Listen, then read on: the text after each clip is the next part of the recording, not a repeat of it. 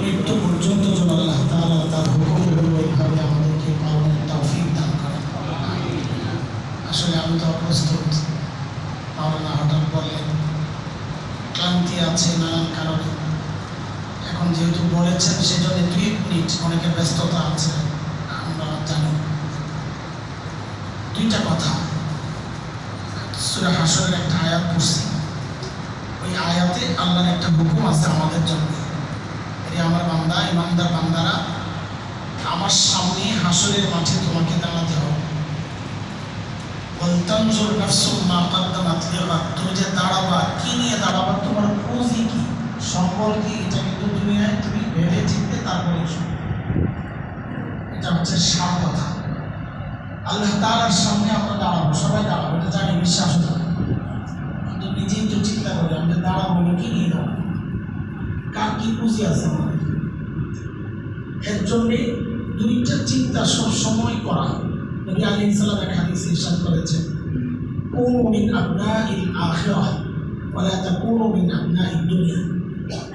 তোমরা দুনিয়াদার হও না, আখিরাত মুখী হও।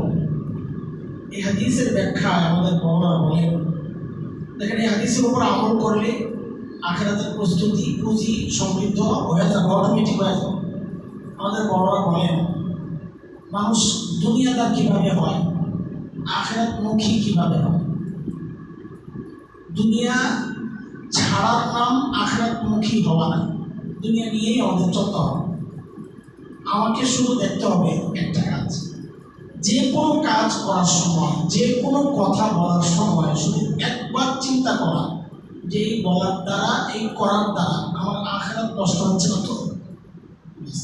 আপনি কামাই করেন, কোনো সমস্যা নেই, ব্যবসা করেন, কোনো সমস্যা নেই, সব করেন, কিন্তু করার সময় একটু চিন্তা করেন এই কাজটা দিয়ে আমার আখিরাতের কোনো ক্ষতি হচ্ছে না তো, এই বলার দ্বারা আমার আখিরাতের কোনো ক্ষতি হচ্ছে না।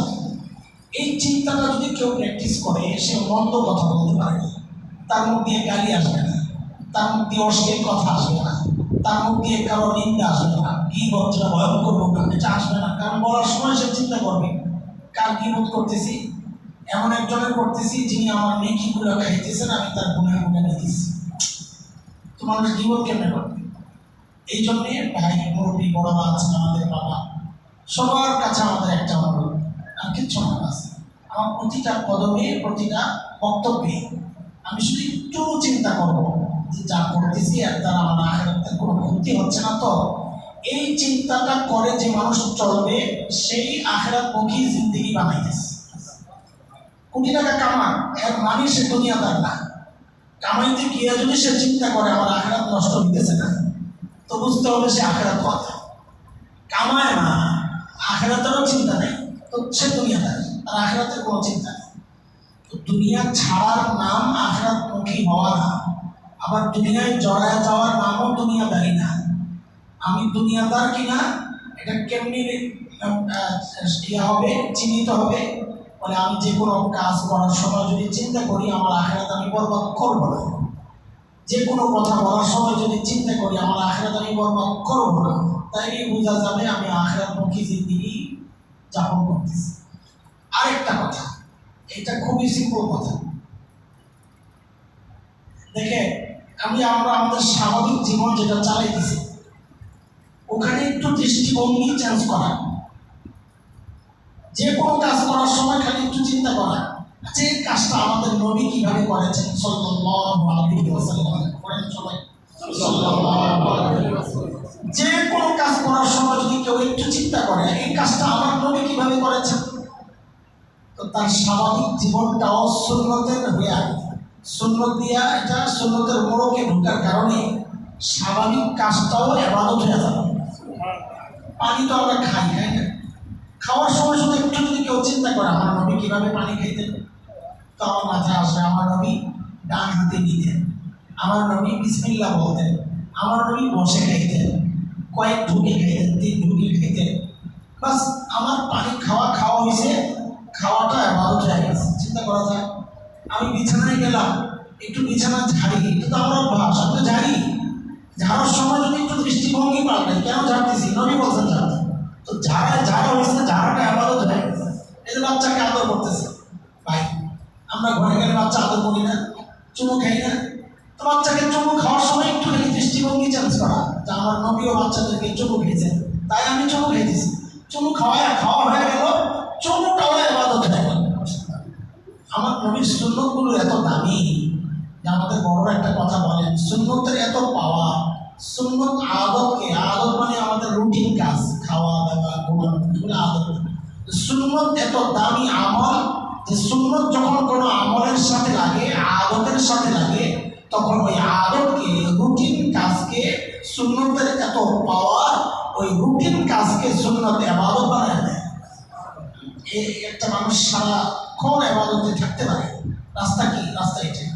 আল্লাহ তাআলা আমাদের সবাইকে আখিরাতমুখী জিন্দেগি জীবনের তৌফিক দান, আমাদেরকে গুনাহমুক্ত জীবনের তৌফিক দান। আমাদের জবান, আমাদের চোখ, আমাদের কান, আমাদের হাত পা সব কিছুকে আল্লাহ তাআলা গুনাহমুক্ত রেখে, পাক সাফ রেখে চলার তৌফিক দান। আপনারা আমাকে আসছি আমি মুসাফিরের মতো, আপনাদের প্রতিবেশী আবুল হোসেন ভাই আমাদের হজের সহবাদ এবার একসাথে হয়েছে, সেই মহাব্বতে আসছি। এখন আইনে আমার এখানে বসায় দিয়েছেন, সম্মান করছেন। আল্লাহ তাআলা আপনাদের ইমাম সহ আপনাদেরকে সবাইকে সম্মানিত করেন। এই মসজিদটাকে, প্রাচীন মসজিদ, অনেক বুজুর্গরা আসছেন এই মসজিদে, আমি জানি। আল্লাহ তাআলা এই মসজিদটাকে গোটা দুনিয়ার জন্য হেদায়েতের মার্কাজ বানান। আমিন। ওয়া আখিরু দাওয়ানা আলহামদুলিল্লাহি রাব্বিল আলামিন।